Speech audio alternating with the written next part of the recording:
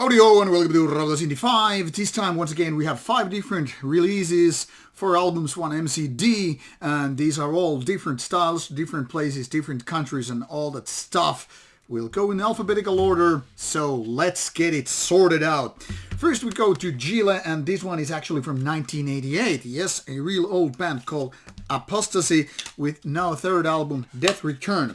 Now you might wonder why a band that started more than 30 years ago has only 3 albums out. Well, let's get things clear. This band disbanded years and years ago, only to make comeback after like 20 years between, and since 2013 the band has been more or less active. However, those full-length albums have been waiting for their turn, so that's why there are only 3 albums out. But these guys are of old school, and that is kind of a very prominent on this album also. The style here is mostly kind of a black and trash, with maybe a little bit more leaning to thrash metal. So it's kind of a clear that these guys have been listening to those early bands from the 80s to create their kind of stuff.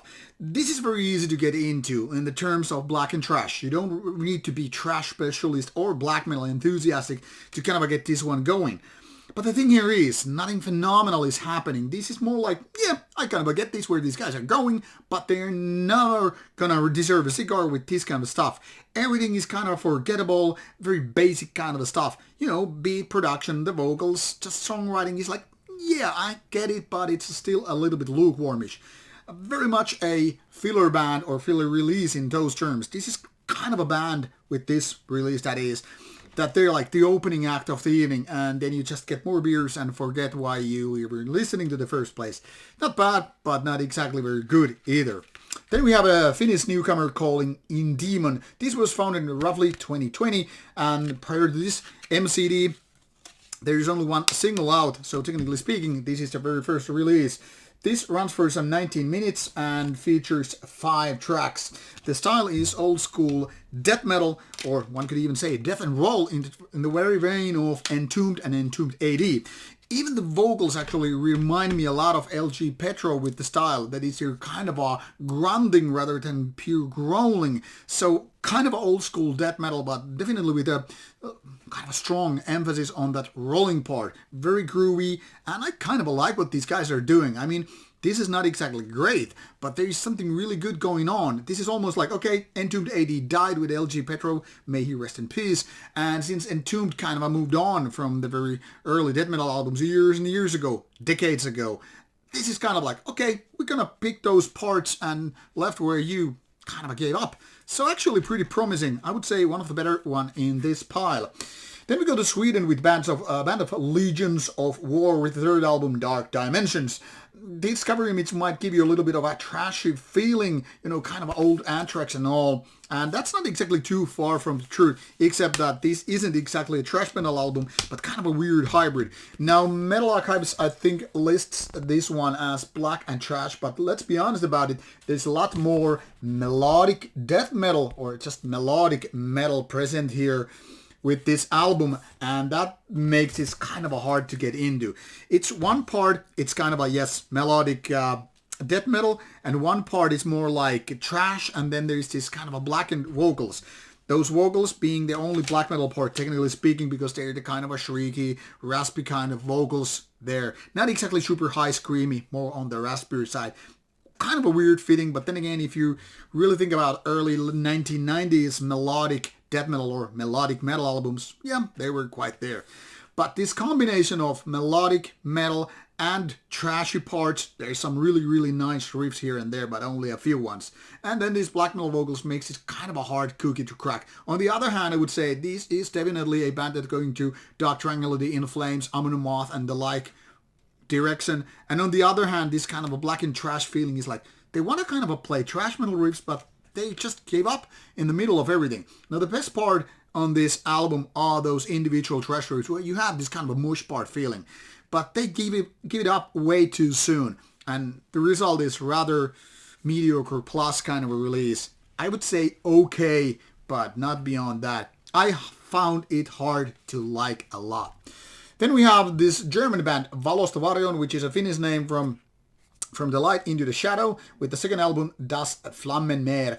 Now, the previous album ran more than 50 minutes and had a little bit more songs than this one, and it was very much like tapping into the German ways, or German and Finnish ways of modern black metal. Melodic, kind of a raw, but still very much like a copycat band in so many ways, but also having a little bit of promise there. Now, with the second album, things have changed only a bit. And I don't think for the good one, the better one. The thing here is, now there are less songs, but the album is a little bit longer, which means these songs are longer, and they're way too lengthy for their own good. Having these kind of songs with rather basic black metal riffings, like my first black metal album ever, kind of riffs with 7, 8, 9 minutes is like way too much. They should have finished these kind of songs with maybe after 4, 5, 6 minutes max. And then they're just keeping the drag going on like, yeah, your riffs are not that good. I kind of get it where you're going, but putting too many riffs, too many basic riffs, mind you, into one and the same song and then letting it run for 9 minutes is kind of a drag. This album actually starts pretty nicely, so if you're listening to the first couple of tracks, you might think, hey, what is this cherry guy talking about? This is way better. I mean, I felt like that the very first album songs, like 2, 3 songs, I was like, yeah, this is actually pretty good. And the more and more I started listening, I was like more like, yeah, this is gonna be a snooze fest, really. So the overall result is there are a bunch of nice ideas, bunch of mediocre ideas, and then they're mixed and matched into a result which is a little bit less than the previous album. I think these guys have a promise to, keep.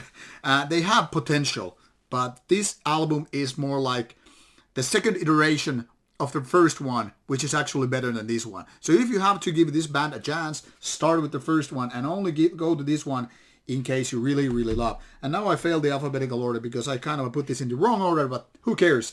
This is Supreme Unbeing, the freshest of them all. These other ones are mostly 2021, with the exception of Indemon being 2022, including this one. This one is from Sweden, and Enduring Physicality. Now, this band kind of slipped under the radar with their first album in 2020 or so, and maybe partially because epidemic, partially because very small label. This one seems to be a self-financed CD. I didn't find any kind of label information, but nonetheless, the music is still kind of a melodic and progressive heavy metal. Now, Metal Archives lists before this album is actually done this as melodic, progressive heavy / power metal. In fact, I find very, very little power metal on this album. It's more like progressive heavy metal. I mean, there are lots of dynamics happening, and the guitar leads are going into places, and the whole songwriting isn't very simple to go with. It's not like your classic Iron Maiden or things like that, or Judas Priest, whoever. The thing here is these guys love to play with way more with their gears rather than go with the basic rock and roll kind of a fashion that is making these songs compact, easy to get into, and just, get to the chorus parts. This is more like all over the place, more like a guitarist kind of album rather than whole band doing heavy metal songs which are catchy and easy to listen and then make your rock audience bang their heads and fists and whatever. Now, composition-wise, this is pretty interesting. They have not lots of nice melodies here, and they have some cooler parts here, but I think this kind of avoids being catchy album, and that's the major problem with this kind of album, because basically these guys, being all masked and looking like cheap-ass versions of Star Wars characters, are basically attempting to do the very same as Ghost. Now, Ghost became a big name after playing a lot of shows and improving album after album their style. I'm not a fan exactly of the band, but I kind of understand what this kind of theatrics and going back to the retro rock and metal kind of stuff can really, really do to a people. And basically, it seems like Supreme Unbeing are doing the same thing, or, well, attempting to do it. Having those masks and having this kind of a mystique around them, and then incorporate that with kind of a melodic heavy metal. Now they only lack that really, really good songwriting. But coming from Sweden, and this still being their second album, I think they have lots of bullets in their belt ready to be shooting around, basically evolving into something really, really spectacular kind of a thing. This is kind of a decent album, but far from being really great. So this is not there to challenge those kind of heavy metal classics. Now, all that being said, with these 5 releases, if I had to pick the winners, my favorites, it would be Supreme Unbeing, but Indemon would be the very best of this pile. Why? Because this goes right to the point. This is a little bit too much all over the place, but these are clearly the best done albums on this pile of releases. So all these 5 ones now reviewed, you will find links provided in the description box. So click and start listening, and let me know if you like any of them. We'll gonna have some conversation. Anyway, this is all from Rauta. Take care and see you soon. More reviews coming your way.